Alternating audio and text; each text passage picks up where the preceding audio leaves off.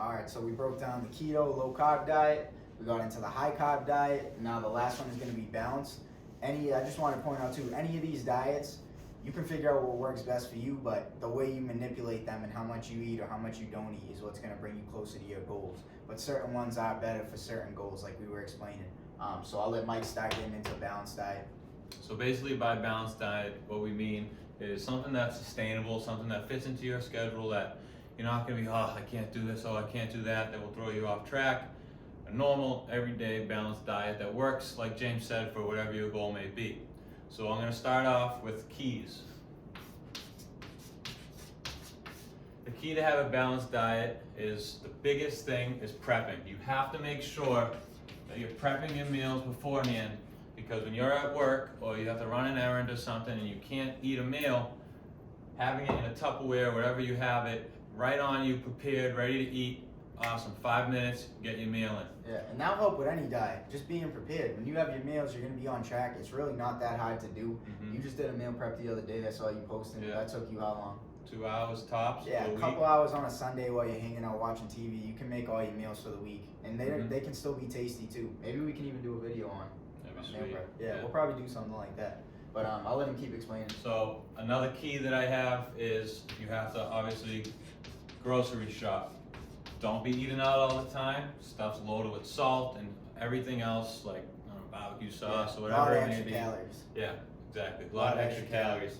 And when you grocery shop, you want to stay to the perimeter of the store. You'll find your vegetables there. You'll find all your meats. You'll find everything in the perimeter of the store. The aisles is usually when you start getting into all the processed stuff. Yeah, probably so takes you how long to food yeah. shop. Yeah. Walk in, walk out. Depending how many people are there. But if you're doing what Mike said and you're just sticking to that, you're going in, you know what you need, it's all right on the outside of the grocery store, you're grabbing it, you're moving, grabbing it, and you're out of there. It's really simple, like he said, when you explain it that way. Right. So next thing, you got keys. Next thing you want to do is have your list. So when you go to grocery shopping, you need a list of what you're going to get. And we're going to give you guys some of these. These are going to be part of the freebies that we're putting out. So you'll get it via email, in the group, all that stuff. Bang for your buck with this subscription. You want to make sure everything in your list has nutritional value. You don't want to go get Skittles in the 7th aisle. You want to go get the nice pack of meat, or if you're looking for a snack, some rice cakes with some Teddy's peanut butter on it, awesome snack. So let's break this down. It's a protein, carbs, fat, and veggies. And two, inside of the group, you guys are all, if we can't get to every single question that you have before the Q&A that we're going to do or any of that stuff, you guys are all each other's support group too. That's why we did it the way we did it as a private Facebook group, because we want us all to be a community. We want all you guys to connect. So if you can help each other out too, do that. Comment on the videos, reply to people's questions, because we're all definitely in this together. Right. So, first thing, protein. There's obviously a lot more options of protein. I'm going to do 2 or 3 of them. So you have steak, chicken,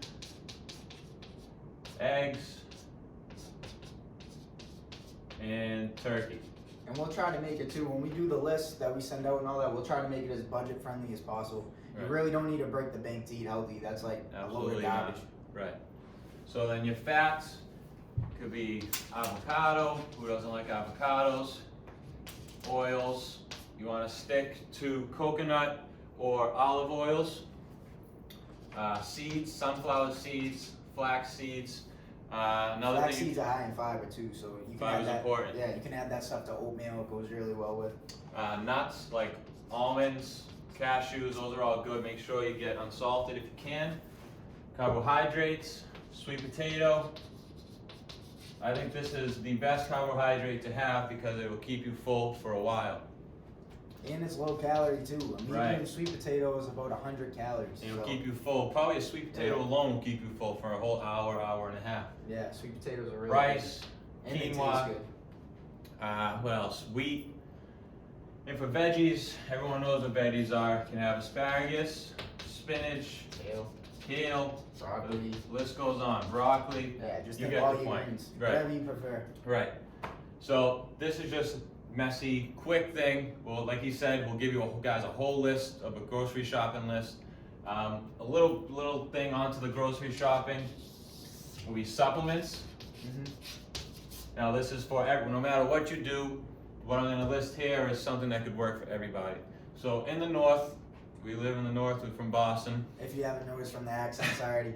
There's not so much sun hitting you during the day, so you feel drowsy, you feel tired. So what's key is vitamin D. Yeah, and you can get that in a lot of multivitamins. You could get that, like you said, by specifically a vitamin D. Right. But you definitely should be taking some sort of multivitamin. Even the people who don't live in the north, I have a cousin that's a pharmaceutical. Anthony, you've met him. He preaches to me all the time because I've gone through phases where I don't take a multivitamin, and he tells me all the time, whether you're healthy, not healthy, your body is most optimal and you're just getting more micronutrients. Because it's hard to even get that through food. Just the way stuff's grown in this country, everything. It's hard, even if you eat a lot of greens, to get all the micronutrients you need. So a like you said, vitamin D, that's really good. Yeah, you can get vitamin D, just vitamin D, or multivitamin, which will have this in it. So another thing is whey. Whey is the go-to type of protein for muscle building. If you're not getting enough in your meals, this is a great thing to have. Real quick, 25 grams in a shaker, bam, you have 25 grams of muscle building protein. Yeah, and you can lose weight on that too. That's not to get confused. You can have whey, like you need high protein, any diet, protein is good. It's gonna help with any goal, whether that's building weight, gaining weight, losing weight. It's gonna help you feel fuller for longer. Does a lot of that stuff. I know we mentioned in one of the videos, if you're a coffee drinker, we have our warm-up protein coffee. While you're holding that up, let me go. Coffee is another supplement. Nice. Coffee, yeah, I'll hold it. So coffee is another thing. Yeah, coffee in general, even if it's not this coffee, our coffee helps do a lot of things. Most Americans actually get their daily antioxidant value from coffee.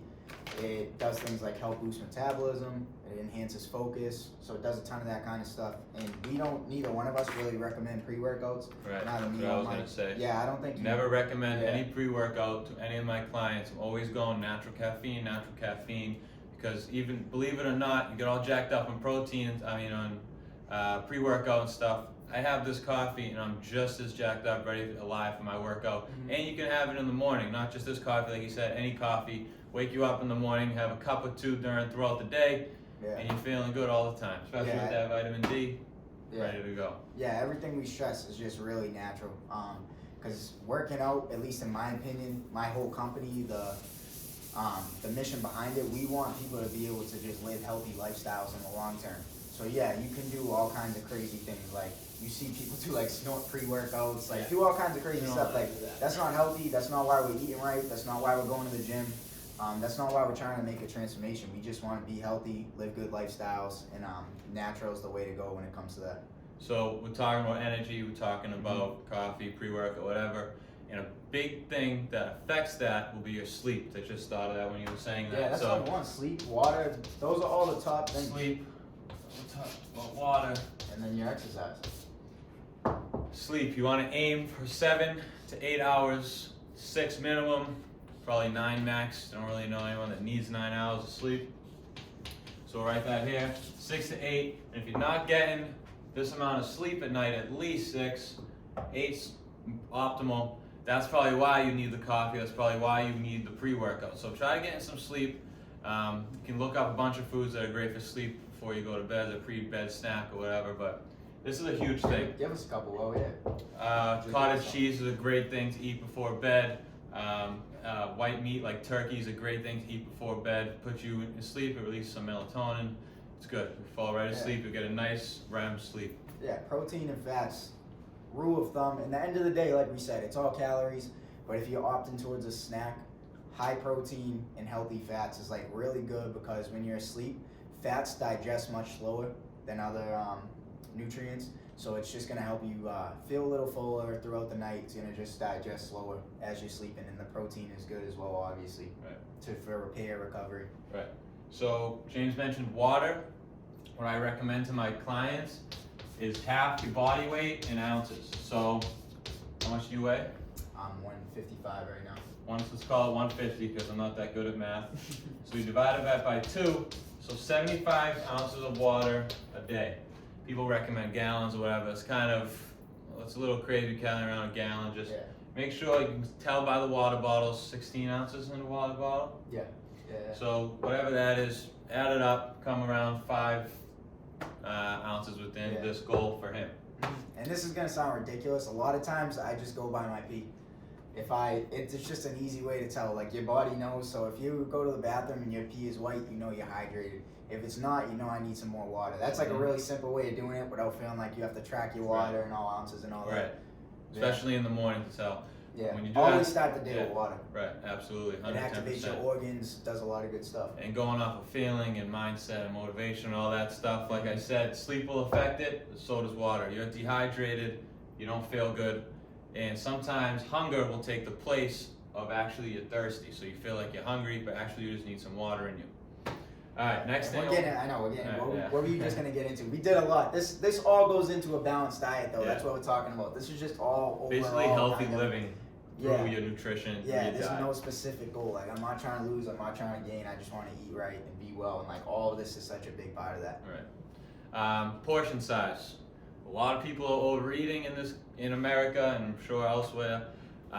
You don't want to be satiated. You don't want to be full after every meal. Actually, probably after no meal, do you want to be so stuffed that you can barely move? You should still be able to eat probably half the meal you just ate after the meal.